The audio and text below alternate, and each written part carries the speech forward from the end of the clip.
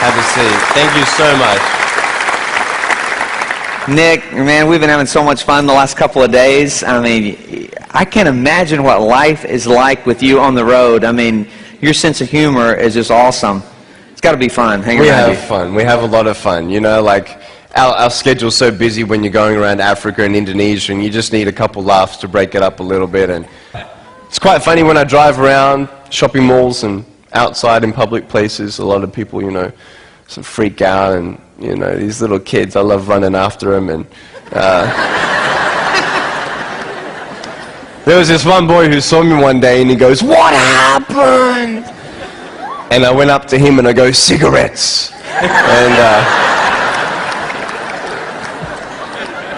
I love freaking kids out, man. We were in this airplane one day and my friends put me in the overhead compartment. A lot more leg room up there, so... No, they shut the door and we waited for somebody to come and put their bag up. This guy came, opened the door, go, "Boo!" You know. I said, "The restrooms are over there." The funniest story, though, is I was in a car one day, and when you see me from the outside of the car, you have no idea that I have no arms and no legs. You just see my head. And we're at the traffic lights one day, and this car comes up next to us, and this girl's looking at me. And I'm like, "Cool, let's have some fun here." So I look at her, and I grab the seatbelt in my mouth, and I loosen it. And then in the car seat, I just did this.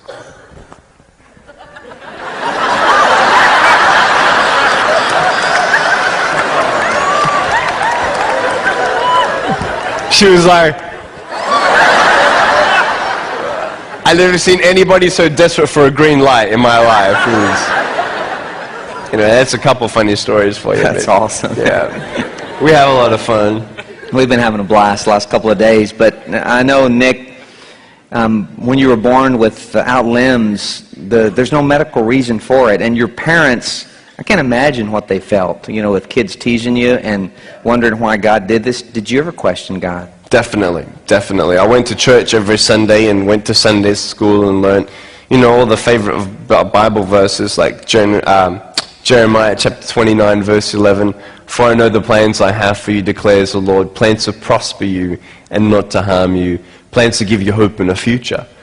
And I looked at that thing and I'm like, you know, other people could apply that in their life, but I couldn't. I couldn't see that hope and future. I got so angry at God. I said, "God, why'd you make me like this? Why? I mean, you may as well just have created a fish with no tail. I mean, what purpose will I ever fulfill in my life? I can't do this and I can't do that." And people teasing me and putting me down, and I just would never have thought that I would become the independent man I am today, traveling around the world and doing what we're doing. So it was very, very hard, very hard. And the purpose now is starting to come to light. And I can imagine you've gotten 2 degrees. Type what? Oh, we've done a double degree in accounting and financial planning. I've done it, and by the grace of God. And with this foot, I type 43 words a minute on a normal computer. It's pretty cool. That's awesome. Yeah. Well, what was the turning point for you? I mean, questioning God, not knowing the purpose. I mean, what happened to get you to realize that God cared about you even in these times where you couldn't see it? Right. That is when my life changed. And before I was 15 years old, I realized that as human beings, we want to know 2 things. In your pain, you want to know that you're loved. And second of all, that everything's going to be okay. I couldn't see that anything was going to be okay. I never thought I'd get a job. I never thought I'd ever get married.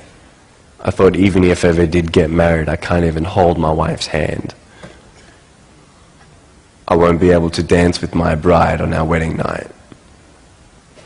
And when we have children, how am I going to put my arms around my kids when they're crying? And no one had any answers for me, and I wanted to believe that everything's going to be okay. And people used to come up to me and say, "Hey Nick, everything is going to be okay." I used to go to him, everything is going to be okay. I want to go up there and headbutt him, you know what I mean? Like, what do you know? You don't know how my pain is. You don't know what's around the corner. How can you tell me that everything's going to be okay? But it was when I read John chapter 9 when I was 15 years old and was convinced that God knows. God knows what He is doing. You see, no one could tell me why I was born this way. And no one could tell the blind man in John chapter 9 why he was born that way either. But Jesus said it was done so that the works of God may be revealed through him. And it was done and it was shown. And just this tangible faith and peace of just knowing that someone understands.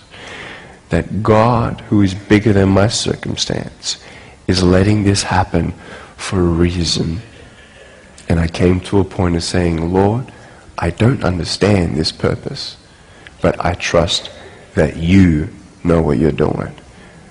And that is when that peace of God gives you that strength to get through from day to day.